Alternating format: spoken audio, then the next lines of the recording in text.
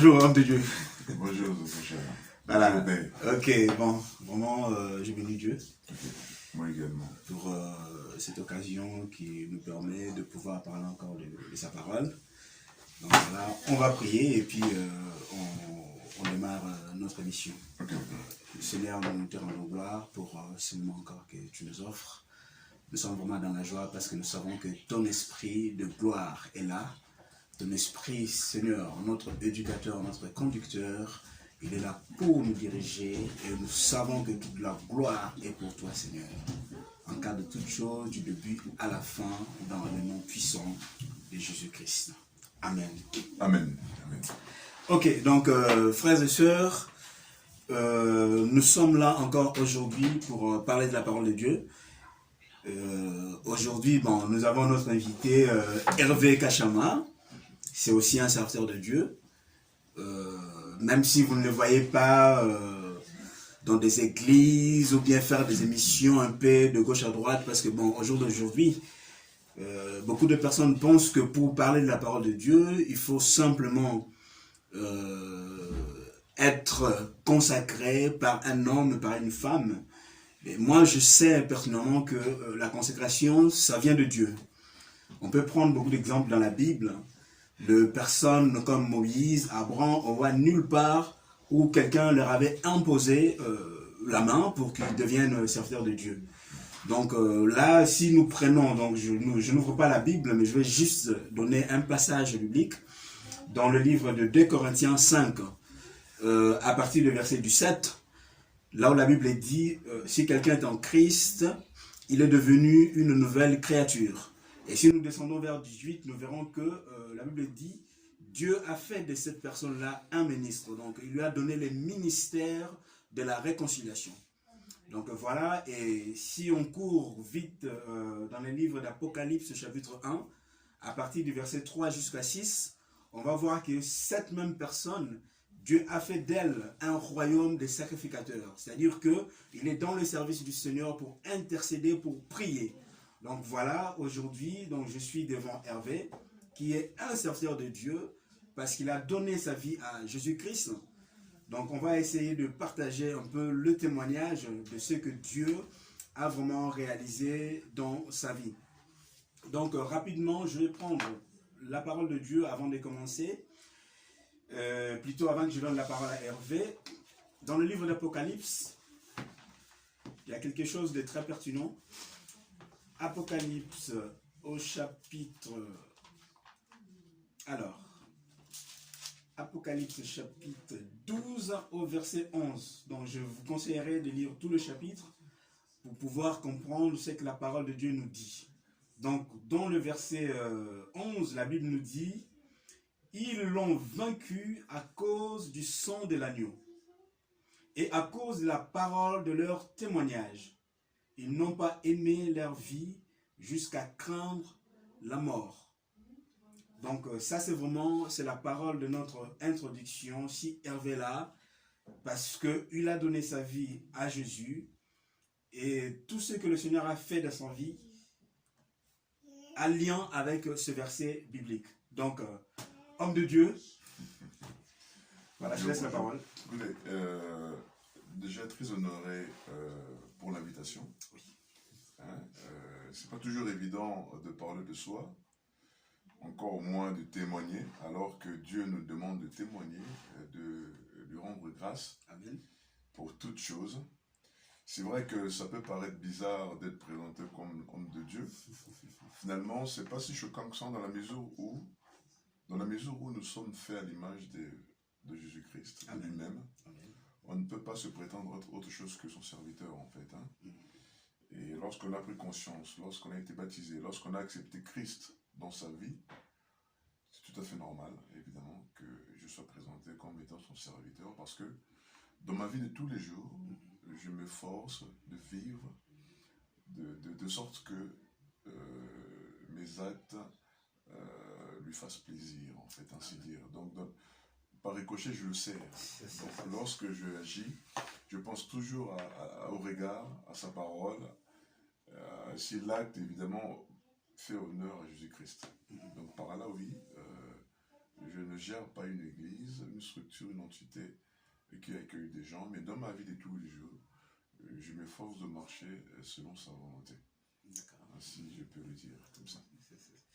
Amen. Donc, voilà le peu, en fait, l'introduction de notre mission. Vous avez bien suivi ce que Hervé vient de dire, notre frère, serviteur de Dieu.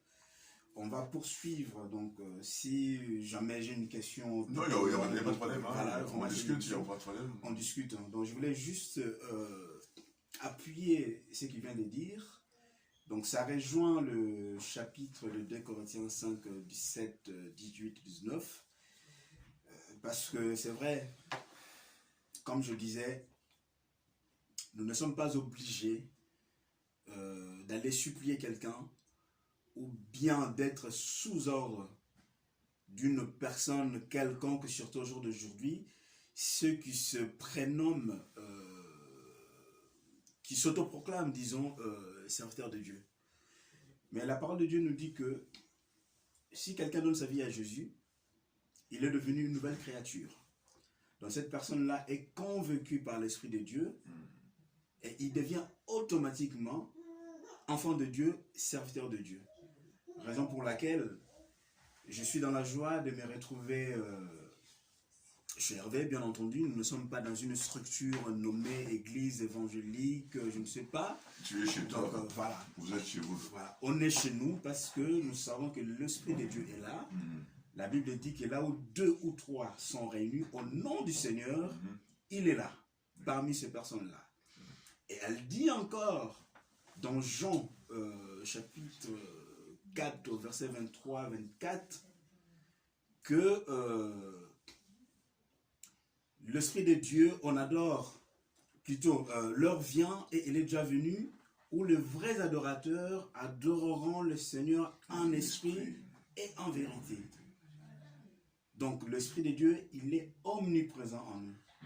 Quand on reçoit le Seigneur, on le reçoit par l'Esprit. Je n'ai jamais vu nulle part où quelqu'un est parti embrasser le Seigneur. Donc c'est par l'Esprit. C'est pour ça que nous confirmons vraiment que l'Esprit de Dieu est parmi nous. Voilà, mon frère, je te laisse la parole. Que devrais-je faire? On parle un peu, hein? On parle. Je dois témoigner du bienfait de Dieu dans ma vie. Oui, tout à fait. Si vraiment je devais commencer du début à la fin, je risque de vous prendre beaucoup de temps. Même des années. Et des années, parce que Dieu fait et continue d'agir dans ma vie au quotidien. Exactement. C'est vrai que je peux prendre un témoignage en particulier, un fait marquant de ma vie. Je ne voudrais pas faire ceci parce que j'aurais l'impression de limiter les actes de Dieu dans ma vie. J'aurais l'impression que je ne suis voir que cela. Hein? Alors que non, je pars du principe que la façon dont je vis, je trouve que ma vie est un témoignage dans son ensemble. Amen. Dès ma naissance, à mon âge, je trouve que je suis un témoignage vivant. Demain également, je pense que je serai encore un témoignage. C'est vrai que dans ce monde, on a tendance à identifier des témoignages par des faits où on peut palper par le palpable. Des faits palpables. Évidemment, il faut le reconnaître, il faut le dire également. Hein. Il ne faut pas se... Non, non, il n'y a pas de honte à témoigner ou à identifier un fait. Mais pour moi, c'est toute ma vie en fait. Je peux vous parler de mon enfance, ce que pour moi je trouve que c'est un témoignage, parce que en réalité, je n'ai rien demandé à ce que Dieu, dans la mesure où, comme la parole le dit, Dieu m'a connu dès le ventre de ma mère. Donc c'est déjà un témoignage. C'est bien. Hein? J'étais connu dès le ventre de ma mère. Donc j'étais moi avant que je naisse. Voilà. Donc, par là, je peux témoigner que Dieu m'aime. Dieu a agi parce qu'il m'a connu dès le ventre de ma mère. Il a fait que je vienne. Et je pense que chacun d'entre nous sur Terre, nous avons des missions. Nous avons des accomplissements voulus par Dieu. Après, à nous de méditer, à nous de comprendre ce que Dieu veut de nous. Et par là, on finira par accomplir ce qu'il veut de notre vie et par rapport à notre environnement, l'impact de notre vie sur les autres. Donc, pour moi, je me suis forcé et j'ai compris une chose, ma vie doit avoir un sens, pas que pour moi, mais pour mon entourage, pour mon environnement. Quel est l'impact que je laisse dans la vie des gens que je croise? Donc, je me suis dit une chose, si je commence par partager l'amour ou agir sans réflexion, sans attendre un retour, je pense que ma vie aura du sens, aura de l'impact et les actes voulus par Dieu pourraient ou pourront éventuellement se concrétiser. Donc par là, je peux témoigner que Dieu a mis en moi cet esprit qui veut impérativement impacter son environnement et je réalise que au fur et à mesure que j'avance dans ma vie, toute chose que j'ai cru penser ou voulu se concrétise. Bon, parlons exemple pour que ça soit concret parce que ça peut paraître un peu vague. Bon, écoutez, que dire? Dieu m'a fait grâce, Dieu m'a donné une famille chrétienne. C'est un grand témoignage. Il y a des gens qui n'ont pas eu la chance de grandir dans un environnement où on parle de Dieu, où on témoigne. Je n'ai pas demandé grand-chose pour dire que Dieu avait le plan déjà.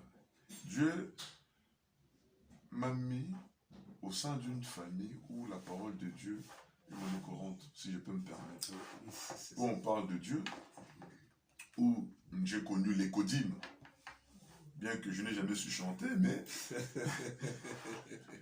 j'ai eu la chance de faire partir d'une famille qui connaît le Christ. Pour moi, c'est un grand témoignage. Parce qu'il y a des gens qui naissent ailleurs, où l'existence de Dieu est toujours remise en question. Ce n'est pas forcément de leur faute. Mais moi, Dieu m'a fait grâce. Il m'a mis dans une famille où la parole de Dieu est un socle, est une base. Et pour moi, je rends grâce à Dieu de m'avoir mis dans cette famille qui m'a montré l'amour et le pardon. C'est vrai que dans la vie de tous les jours, c'est pas toujours évident. Mais rien que de croiser une famille où on ne peut pas passer une journée sans se référer au Seigneur, pour moi c'est une grâce. C'est déjà l'un des premiers témoignages. D'accord, ok. Bon, je suis content. C'est vrai que ça peut paraître un peu vague chez certaines personnes, mais c'est que Hervé vient de dire, si vous l'avez bien suivi, c'est vraiment du concret. Parce que souvent, on aime le palpable. Mais moi, je dirais aussi, tout ce qui est esprit, c'est aussi palpable d'une autre manière. Donc, quand on parle du concret comme ça, d'un vécu ou bien d'une vie, pour moi, c'est du concret.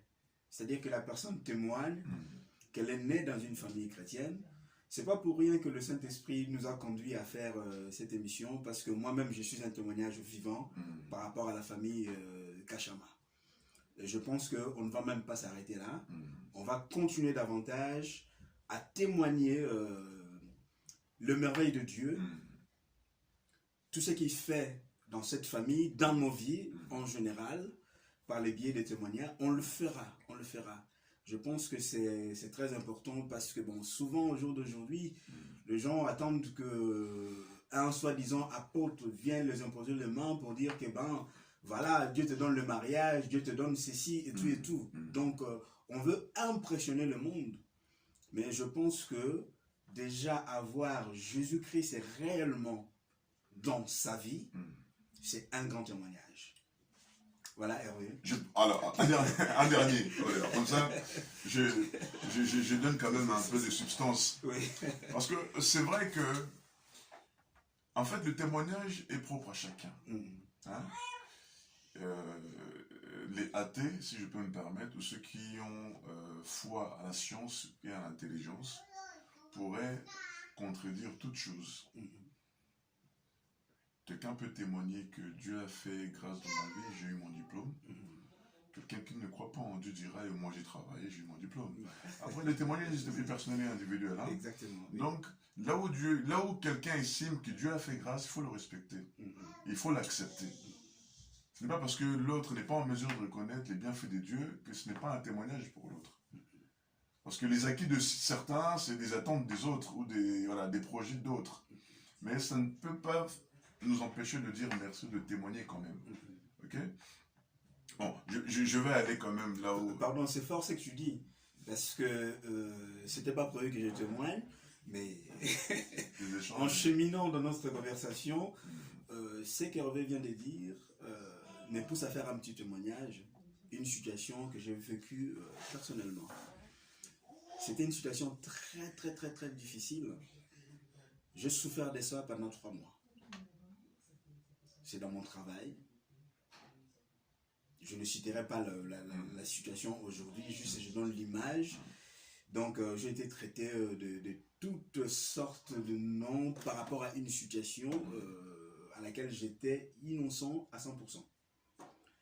Mais cette personne qui m'avait traité, qui avait propagé mon nom un peu partout dans le travail, parce que je suis dans une structure où nous sommes plus de 1500 agents, donc imaginez-vous les témoignages. De partout où je passais, tout le monde, ah c'est lui, ah c'est lui, c'est lui. Alors imaginez-vous. Je ne pouvais pas non plus me mettre en arrêt maladie, il fallait être au travail. Mais cette personne, dans nos conversations quotidiennes, j'avais eu l'occasion de lui parler du pardon, en se basant sur la parole de Dieu. Bon, c'était des discussions normales quand on prend un café et tout, c'était ça. Mais lorsque cette situation-là est arrivée, et la situation, ben, moi je priais, même ma femme, les enfants commençaient à prier à la maison parce que ben, ce n'est pas l'image qu'on me donnait que j'ai. Donc ce qui fait que la situation s'est réglée et tout. Et un jour, la personne m'appelle pour me dire, est-ce que tu peux m'accorder 1 minute pour discuter avec toi? Moi j'ai dit, bon, déjà si j'étais rancunier, si je n'avais pas le Seigneur, c'est quelqu'un avec qui je mets une croix, quoi. Je ne peux même plus parler avec elle parce que nos collègues disent, ah toi vraiment, ben, si c'était moi. Donc bref.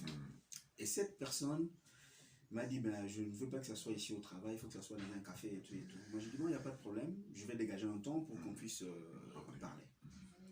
Alors, on arrive dans ce café, je voulais payer, c'est elle qui m'a offert le café. Cela me dit, tu te rappelles, moi, je suis athée, mais une fois, tu avais parlé du pardon, que c'était une puissance qui libère. Moi, j'ai dit, oui, je sais que je parlais de ça, j'ai vu le pardon, donc voilà. Alors, qu'est-ce qu'il y a? Donc, j'étais un peu sec. La personne me dit, même si je suis athée, mais aujourd'hui, je crois à cette parole-là.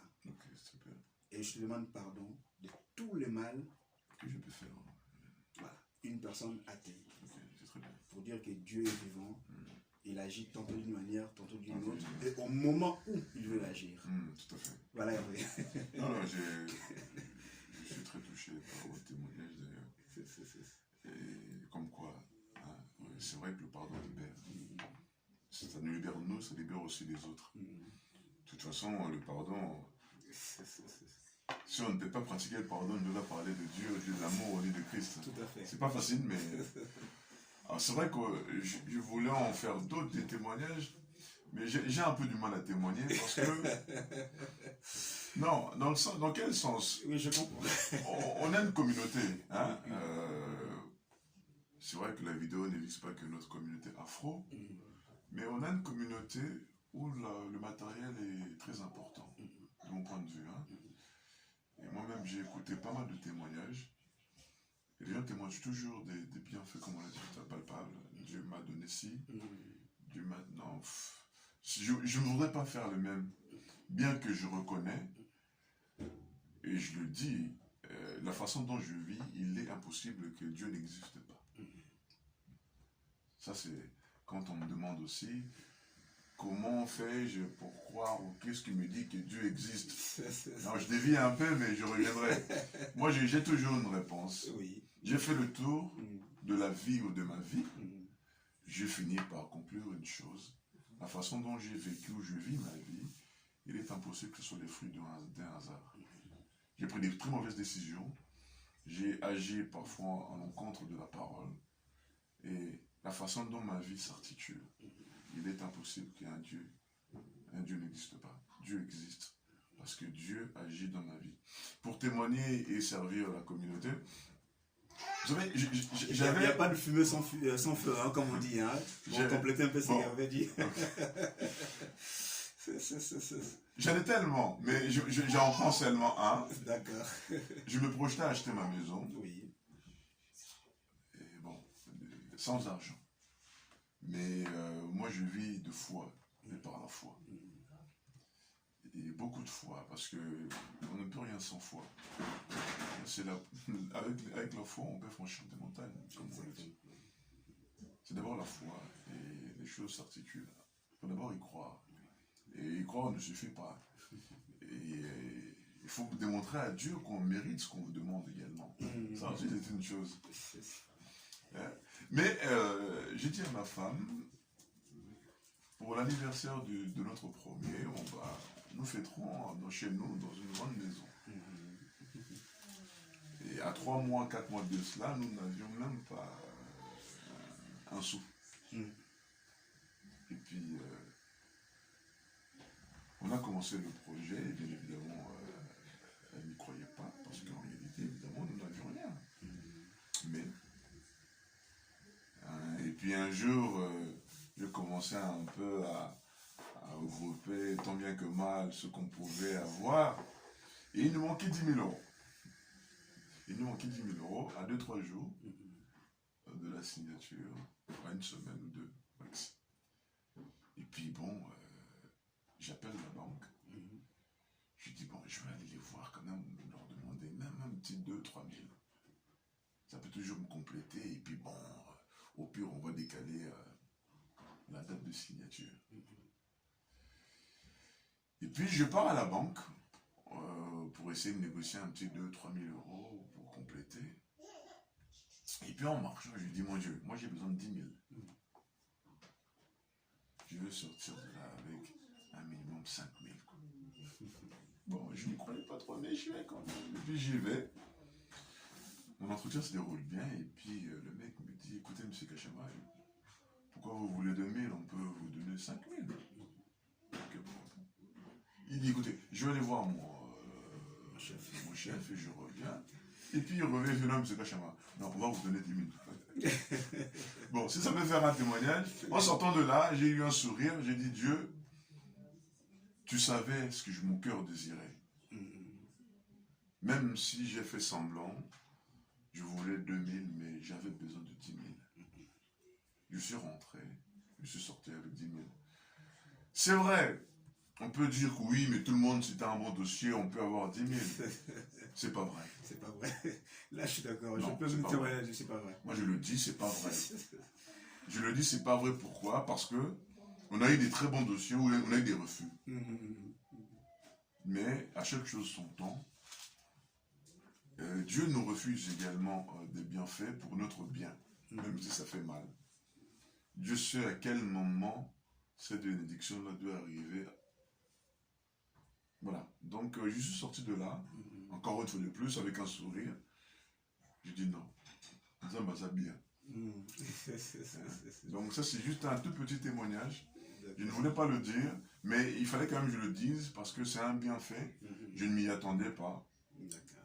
Et puis, j'ai eu ce que je voulais. On a pu acheter. On a pu fêter l'anniversaire de mon fils chez nous. C'est aussi un témoignage, mais je ne voulais vraiment pas le dire parce que les biens matériels de choses à vanité. Dieu nous pousse vraiment, nous demande de nous détacher de tout ça pour nous approcher de lui. C'est pour ça que j'ai eu du mal à accepter qu'on puisse partager ce moment. Non, mais c'est pas... Parce que, voilà, j'ai vraiment beaucoup de mal à détailler les bienfaits, mais j'en ai des témoignages. Mais toujours est-il, ma vie est un témoignage. Rien que ma vie est un témoignage. Le souffle de vie, la femme, les enfants, la famille, vous, tout ce qu'il met autour de moi, je vois les bienfaits dans ma vie au jour le jour, à chaque fois. Pour finir, j'ai réussi ma vie. Ça peut choquer les gens, ça peut paraître prétentieux. Je vais vous dire pourquoi. À chacun sa définition de la réussite. Moi, je ne définis pas ma vie avec des millions. Non. Je définis ma vie dans la mesure où, à chaque jour que Dieu me donne le souffle de vie, je vis le progrès, aussi minime que soit-il. Et je vis le progrès. Pour moi, c'est une réussite. Je ne veux rien. Je veux juste progresser. Et Dieu me permet tous les jours de progresser. Soit en amour, en pardon, avec le souffle de vie, en donnant, en m'humiliant, en reconnaissant mes fautes, en essayant de faire mieux, en reprenant les études, en travaillant mieux, je progresse. Par là, j'ai compris que j'ai réussi ma vie. Je reconnais à Dieu, il m'a donné ce qu'il faut. Il continue de me donner tout ce qu'il faut, parce que ma vie est un progrès. Et je progresse tous les jours. Par là, en tout cas, je lui rends grâce et je lui dis merci. Vraiment, c'est touchant. C'est touchant. On n'a pas prévu de versets bibliques, tout ça, mais je sais que quand on parle de la parole de Dieu, comme je disais tout au début de notre mission, que là où 2 ou 3 personnes sont réunies au nom du Seigneur, le Seigneur est là. Donc là, ce n'est pas pour prouver qui que ce soit. Je voulais juste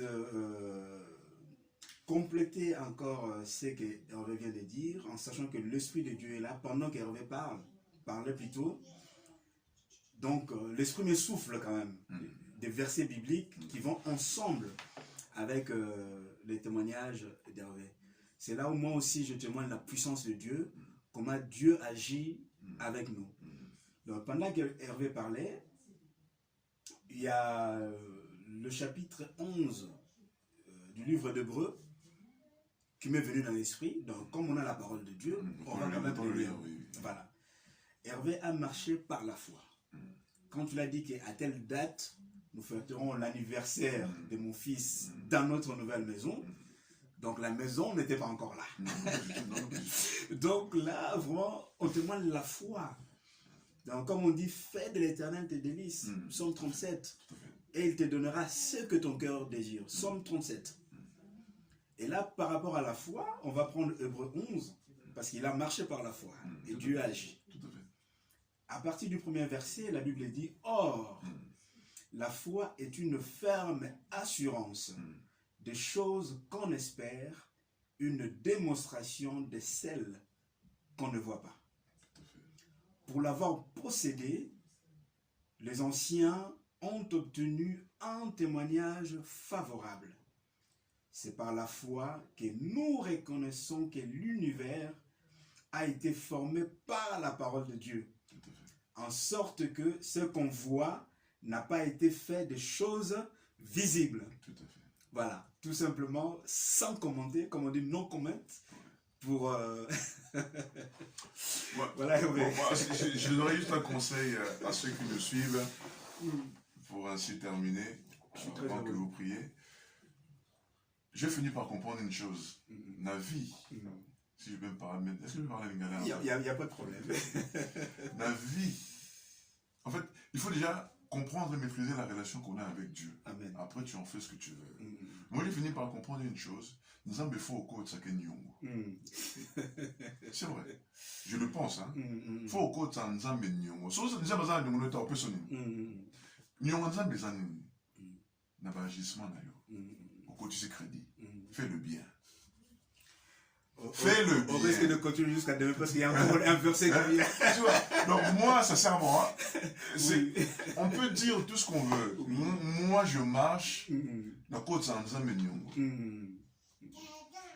je donne à X. Je n'attends pas un retour de lui. Oui. Mais il ne faut pas se cacher. J'attends un retour de Dieu. Oui. Amour désintéressé comme on dit. Non. Je donne à lui. Oui. Je n'attends pas un retour de lui. Non, c'est l'ensemble. C'est vrai que c'est un exemple un peu banal, mais moi, je fonctionne comme ça. Quand j'ai donné, c'est un exemple, mais ma façon de vivre, par mes agissements, par mes témoignages, par ma façon d'être, par ce que je fais, ce qu'on voit, ce qu'on ne voit pas. C'est vrai qu'on peut dire bon. Non, ce qui me concerne moi, quand Dieu me doit, et tous les jours de ma vie, je le vois, il le fait. Donc, Coco Tchanza Menyongo, et comment aimer les gens? Oui. Désintéressez-vous des choses de la vie. Vous allez vous approcher de Dieu. Donnez sans espérer un retour à l'autre. Mais Dieu vous donnera de toute façon. Et autre chose, Dieu ne bénit que les courageux. Soyez courageux. Ayez la foi. Dieu agira dans vos vies. Ainsi, je l'ai dit. Amen. Donc voilà, je suis très content et en même temps, vous voyez, j'ai ri, parce que oui, voilà, je suis ému et puis si j'ai ri, c'est vraiment l'Esprit de Dieu qui me pousse. Donc c'est la joie qui fait sortir mon sourire. Donc je sais que déjà là, moi je suis béni par rapport à ces témoignages et je sais que beaucoup d'entre vous aussi seront bénis. Donc on ne veut pas vraiment prendre beaucoup de temps. Parce que là, il y a encore des versets qui viennent. Pendant qu'il y a encore il y a des versets. Donc pour dire que c'est vraiment l'Esprit de Dieu. Nous sommes poussés par l'Esprit de Dieu. Ce n'est pas la chair. En tout cas, frères et sœurs, si nous sommes là, c'est pour vraiment aider le peuple de Dieu. Je vais ouvrir une toute petite parenthèse. Hervé a parlé de données. Donc les données dont Hervé parle, ce n'est pas les données que certaines personnes, qu'on dit plutôt à certaines personnes dans des assemblées, ce n'est pas pour critiquer, mais on peut aussi critiquer parce que nous sommes là pour mettre les choses en lumière. Là où les gens vous disent que si vous ne donnez pas, vous ne serez pas bénis. Non, ce n'est pas de ça. Parce que là, vous donnez par contrainte. Il faut donner sans contrainte. C'est ça. Parce que ce que Dieu réalise, concrétise dans nos vies, si c'était seulement parce qu'on donne par contrainte, non, on ne serait même pas là. Non. Donc, il faut que ça soit... Vous savez, il y a beaucoup de versets dans la Bible, il y a un verset qui m'échappe, qui dit que nous devons pratiquer l'hospitalité. Surtout quand nous sommes dans le Seigneur, l'hospitalité doit être quelque chose d'automatique. Quand on parle de l'hospitalité, c'est-à-dire on reçoit, on donne. Et puis... quand on voit un frère, une sœur en difficulté dans le besoin, on ne va pas attendre de donner une dîme, mais si on a quelque chose à donner, on partage. Donc la parole de Dieu, c'est vraiment les partages. C'est pour cela que si nous allons dans le livre des Actes, chapitre 2, au commencement, en fait, à l'église primitive, vous allez voir comment les apôtres vivaient. C'était vraiment l'esprit des partages. Moi, je pense que dans les partages, n'attendez pas qu'on vous impose. Mais il faut que ça vienne de vous-même. Parce que si ça vient de vous, certainement c'est l'Esprit de Dieu qui vous conduit. Donc voilà, je pense que... je ne sais pas s'il y avait encore quelque chose à dire. En tout cas, très, très content en tout cas. Je ne pensais pas à dire autant. J'en ai gardé beaucoup parce que les temps nous empêchent. Oui. Mais je suis très content de partager ce moment avec toi, encore mieux. Et voilà, je suis content et je vous bénis au nom du Seigneur. Témoignons et témoignez les bienfaits de Dieu. Dieu me donne la vie, c'est un grand témoignage pour nous. Voilà. Ok. Amen, amen, amen. En tout cas, merci encore mon frère Hervé, l'homme de Dieu. Donc, je ne dis pas apôtre, mais l'homme de Dieu. Donc, c'est un serviteur de Dieu. Je suis content. Moi, je sais que je vais revenir. Ok, d'accord. Parce qu'on a eu une discussion il y a, je pense que quelques semaines passées. C'était aussi un témoignage fort. Ça m'a marqué. Mais comme c'est un témoignage, c'est une parole qui est sortie de toi, je ne préfère pas en parler. Ok, d'accord. Je souhaite que ça soit toi. Donc, chacun... Ok, d'accord. On a quelque chose que Dieu lui a donné. Okay, donc si moi je le... Non, ça n'aura pas d'impact. C'est lui-même qui en parlera. Donc voilà, que notre Seigneur soit béni et que vous soyez bénis également. Au nom de Jésus. Amen. Amen. Au revoir.